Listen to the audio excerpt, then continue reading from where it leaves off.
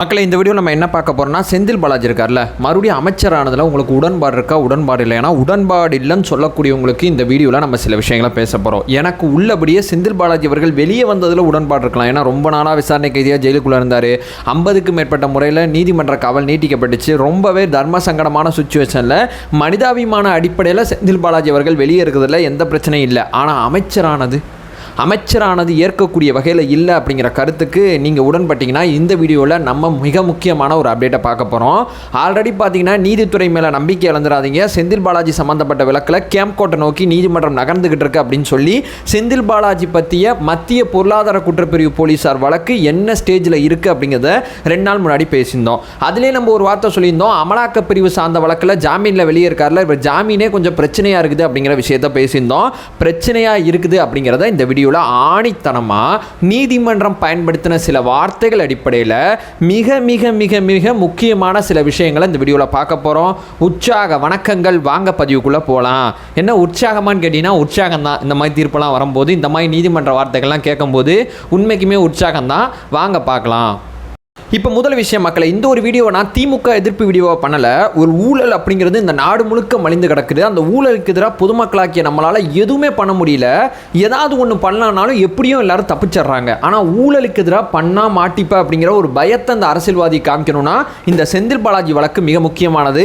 அது அடிப்படையில் தான் இந்த வழக்கு சார்ந்த மிக முக்கியமான மிக மிக மிக மிக தெளிவான சில விஷயங்கள்லாம் நம்ம தொடர்ச்சியாக ஆவணப்படுத்திக்கிட்டே இருக்கோம். நம்மளோட ஒரே நோக்கம் செந்தில் பாலாஜி அப்படிங்கிற தனிப்பட்ட நபரை பழிவாங்கிறது கிடையாது, அவரை பற்றிய செய்திகளை ஆவணப்படுத்துறது கிடையாது. அவர் பண்ண தவறு இந்த சமுதாயத்தில் யார் பண்ணாலும் செந்தில் பாலாஜிக்கு நடந்தது தான் உனக்கு நடக்கும், பார்த்துக்கோ அப்படிங்கிற ஒரு பயத்தை ஏற்படுத்துறது தான், இந்த அரசியல்வாதிகளுக்கு ஒரு பயத்தை கொண்டு வர்றது தான் என்னோட முதல் நோக்கமாக இருக்குது. இப்போ ரெண்டாவது, என்னப்பா ஆச்சு, என்ன அமலாக்கத்துறை, என்ன பஞ்சாயத்து, எதனால் இவ்வளோ ஆக்ரோஷமாக வீடியோவில் பேசிகிட்டு இருக்க அப்படிங்கிற மாதிரி கேட்டிங்கன்னா, உங்கள் எல்லாருக்குமே தெரியும் செந்தில் பாலாஜி அவர்கள் செப்டம்பர் 26 வெளியே வந்தாப்புல.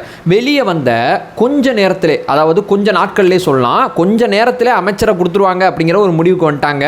கொஞ்ச நாட்களில், சில தினங்களில் பார்த்தீங்கன்னா அமைச்சராக பதவி ஏற்றுக்கிட்டாரு. இன்னைக்கு பார்த்தீங்கன்னா பவர்ஃபுல்லான 3 இலாக்காக்கள் கொண்ட ஒரு மிக முக்கியமான அமைச்சராக திமுக அமைச்சரவையில் இருக்காப்புல. ஸோ செந்தில் பாலாஜி அவர்கள் அமைச்சராக பொறுப்பேற்றது பார்த்தீங்கன்னா உங்களுக்கும் எனக்கும் கோவம் வந்திருக்கும். ஆனால் நம்மளால் பெரிய லெவலில் எதுவுமே செய்ய முடியலை. ஆனால் ஒருத்தர் என்ன பண்ணார்னா நீதிமன்றம் போயிட்டார். அவரோட பேரை நான் இங்கே பதிவு செய்யணும்னு விரும்புகிறேன். வித்யாகுமார் அப்படிங்கிற ஒரு வழக்கறிஞர். இந்த வித்யாகுமார் அப்படிங்கிற வழக்கறிஞர் என்ன பண்ணார்னா, செந்தில் பாலாஜி அவர்கள் அமைச்சராக பதவி ஏற்றது ரொம்ப தவறானது அப்படின்னு சொல்லி நீதிமன்றத்தில் வழக்கு தொடுத்தார். இந்த வழக்கில் பார்த்தீங்கன்னா நீதிமன்றம் போன விசாரணையில் அமலாக்கத்துறை நீ என்ன நினைக்கிற அப்படின்னு சொல்லி அமலாக்கத்துறை சம்பந்தப்பட்ட வழக்கில் ஜாமீன் கொடுத்ததுனால அமலாக்கத்துறையோட பாயிண்ட் ஆஃப் வியூ நீதிமன்றத்தில் கேட்டுக்கிட்டாங்க. அமலாக்கத்துறையும் பார்த்தீங்கன்னா எங்களுக்கே இதை நாங்கள் எதிர்பார்க்கலங்க, நாங்களே ஆல்ரெடி உங்கள்கிட்ட சொன்னோம் ஜாமீன்லாம் கொடுக்காதீங்க, ஜாமீன் கொடுத்தீங்கன்னா வேற மாதிரி போகும்னு சொன்னோம், நீங்கள் கேட்காம ஜாமீன் கொடுத்துட்டீங்க, இன்னைக்கு பார்த்தீங்களா இப்படி நடக்குது, செந்தில் பாலாஜி வழக்கமாக அந்த சாட்சிகளை கலைத்து விடுவார் அப்படிங்கிற ஒரு விஷயத்தை நாங்கள் ஆணித்தனமாக நம்பினோம், இதனால தான் ஜாமீன் வேணான்னு சொன்னோம்னு சொல்லி அமலாக்கத்துறை இந்த இடத்தை பயன்படுத்தி வேலிடான ஒரு பாயிண்டை முன் வச்சாங்க. இப்போ மூணாவது, நீதிமன்றம் இது எல்லாத்தையும் பார்த்துட்டு செந்தில் பாலாஜி தரப்பு வழக்கறிஞராக யார் ஆஜரானா கபில் சிபில் ஆஜரானார். ஆஜராகி பார்த்தீங்கன்னா இந்த வழக்கில் முழு ஒத்துழைப்பு நாங்கள் கொடுக்குறோம், எந்த விதமான சாட்சிகளும் இங்கே எந்த அச்சுறுத்தலும் இல்லை, முழுசாக நாங்கள் ஒத்துழைப்பு கொடுக்குறோம், தேவையில்லாமல் இந்த மாதிரி வழக்குகள்லாம் போடுறதெல்லாம் தள்ளுபடி பண்ணுங்க, அரசியலமைப்பு அடிப்படையில் தான் செந்தில் பாலாஜி அவர்கள் அமைச்சராக இருக்காங்க, ஆல்ரெடி பார்த்தீங்கன்னா எம்எல்ஏவாக இருக்காரு, முதலமைச்சர் விருப்பத்தின் பேரில் யார் எம்எல்ஏவாக இருக்காங்களோ அவங்களுக்கு அமைச்சர் பதவி கொடுக்கலாம், முதலமைச்சரோட விருப்பத்தின் அடிப்படையில் செந்தில் பாலாஜி அமைச்சராக பொறுப்பேற்றிருக்காரு, இதில் என்ன தப்பு இருக்கு, அரசியலமைப்பில் எந்த இடத்துல இங்கே பிழை ஏற்பட்டிருக்கு அப்படின்னு சொல்லி கபில் சிபில் அவர்கள் செந்தில் பாலாஜிக்கு ஆதரவாக சில கருத்துக்களை பதிவு செய்கிறாங்க. என்ன சொல்ல வர, அரசியலமைப்பு அடிப்படையில் செந்தில் பாலாஜி அமைச்சராகிட்டான்னு சொல்ல வரீங்க, இந்த பக்கம் பார்த்தீங்கன்னா ஒத்துழைப்பு கொடுக்குறேன்னு சொல்ல வரீங்க. இங்கே நாங்கள் எதை பார்க்குறோன்னா சாட்சிகள் அப்படிங்கிற ஒன்று இருக்குது இல்லை. செந்தில் பாலாஜி வழக்கில் சாட்சிகள் சார்ந்து தான் நாங்கள் ரொம்ப நாளாக அவரை சிறையில் வச்சுருந்தோம். வெளியே வந்தார்னா சாட்சிகளை கலைத்து விடுவாரோ, சாட்சிகளை பயமுறுத்திடுவாரோ அப்படிங்கிறதான் எங்களோட பெரிய பாயிண்ட் ஆஃப் வியூ இருக்குது. ஏன்னா செந்தில் பாலாஜி சம்மந்தப்பட்ட வழக்கில் பார்த்தீங்கன்னா சாட்சிகள் அப்படிங்கிறது பிரதானமாக இருக்கிறது அரசு ஊழியர்கள் தான். அரசு ஊழியர்கள் அரசாங்கத்தோடு ஒரு அமைச்சரை எதிர்த்து எப்படி ஒரு தீர்ப்பை கொடுப்பாங்க, எப்படி ஒரு வாக்குமூலத்தை கொடுப்பாங்க, அரசாங்கத்தோட அமைச்சராக இருக்கக்கூடிய ஒருத்தருக்கு ஆதரவான கருத்துக்களை தெரிவித்து தங்களுடைய பதவியை காப்பாற்றிக்க தானே முயற்சி பண்ணுவாங்க. இங்கே நாங்கள் முழுக்க முழுக்க சாட்சிகளோட மனநிலை அடிப்படையில், ரொம்ப தெளிவான வார்த்தையை நீதிமன்றம் பயன்படுத்தியிருந்தாங்க, சாட்சிகளோட மனநிலை அடிப்படையில் அந்த வழக்கில் சில விஷயங்களை நாம் முடிவுக்கு வரோம்.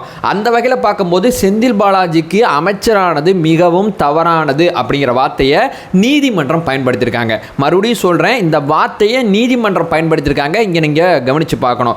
இதனால தான் இதோட அடுத்த கட்டம் எப்படி இருக்குன்னு சொல்லி கேட்டிங்கன்னா, நீதிமன்றம் என்ன மாதிரி சில விஷயங்களை சொல்லியிருக்காங்கன்னா, இல்லைப்பா நாங்கள் ஒரு விஷயத்தை தமிழ்நாடு அரசு இந்த மனுவில் வந்து எதிர் மனுதாரராக தான் தேக்கிறோம். ஆல்ரெடி பார்த்தீங்கன்னா வித்யாகுமார் அப்படிங்கிற ஒரு வழக்கறிஞர் இருக்கார். ஆல்ரெடி பார்த்தீங்கன்னா இடி இருக்குது. இப்போ 3ஆவதாக பார்த்தீங்கன்னா செந்தில் பாலாஜி தரப்பு 3ஆவதாக இருக்குது.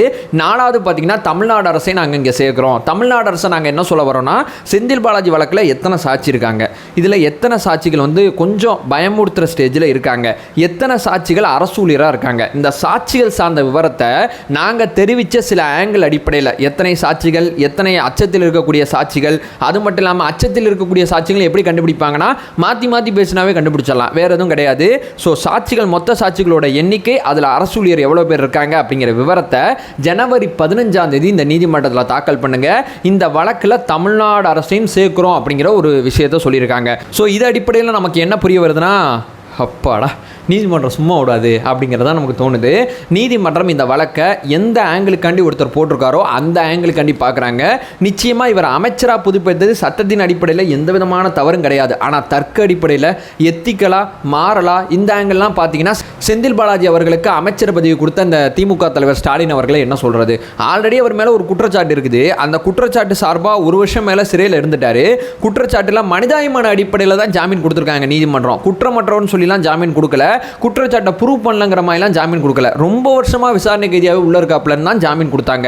ஒரு முதலமைச்சராக தர்க்க ரீதியாக எப்படி பார்க்கணும், உங்களோட விருப்பத்துக்கு ஏற்ற அமைச்சராக அவர் இருக்கலாம், உங்களுடைய அன்புக்குரியவராக இருக்கலாம், உங்களோட தனிப்பட்ட முறையில் அவரோட பழக்கவழக்கம் உங்களுக்கு எப்படி வேணால் இருக்கலாம். ஆனால் அரசாங்கத்தோட அமைச்சராக எப்படி அவரை நீங்கள் மாற்றினீங்க, அரசாங்கத்தோட ஒரு குற்றச்சாட்டோட மிக முக்கியமான விஷயங்கள் நீதிமன்றத்தில் நடந்துக்கிட்டு இருக்கும்போது அதெல்லாம் ஒரு பக்கம் இருக்கட்டும், அதை பற்றிலாம் கவலைப்பட மாட்டேன், இஷ்டத்துக்கு நான் வேலை செய்வேன் அப்படிங்கிறது எந்த மாதிரி மனநிலை அப்படிங்கிறதான் இங்கே நீதிமன்றம் கவனிக்குது. ஸோ நீதிமன்றம் சரியான பாயிண்ட் ஆஃப் வியூவில் போகுது. கண்டிப்பாக செந்தில் பாலாஜி அவர்களோட ஜாமீன் சார்ந்த விஷயத்தில் நம்ம எதிர்பார்க்குற ஒரு தீர்ப்பு நீதிமன்றத்தில் கிடைக்கிறதுக்கு ஏராளமான வாய்ப்புகள் இருக்குது அப்படிங்கிற ஒரு விஷயத்தை சொல்லிட்டு, அல்லது இந்த அமைச்சர் பதவியை ராஜினாமாவது பண்ண சொல்லுவாங்க, 2ல் ஏதோ ஒன்று நடக்கும் அப்படிங்கிற ஒரு விஷயத்தை சொல்லிட்டு இந்த வீடியோவை எண்ட் பண்ணிக்கிறேன். இது சார்ந்த தகவல்களை, இது சார்ந்த கருத்துக்களை நம்ம சேனல் கீழே கமெண்ட் பண்ணுங்கள். நம்ம தொடர்ச்சி அரசியல் ரீதியாக பல்வேறு வகையான புரிதல்களை ஏற்படுத்திக்கிட்டு இருக்கோம். நம்மளோட ஒரே நோக்கம் அறியாமை அகற்ற வேண்டும், அறியாமை அகற்றப்பட வேண்டும். Thank you so much.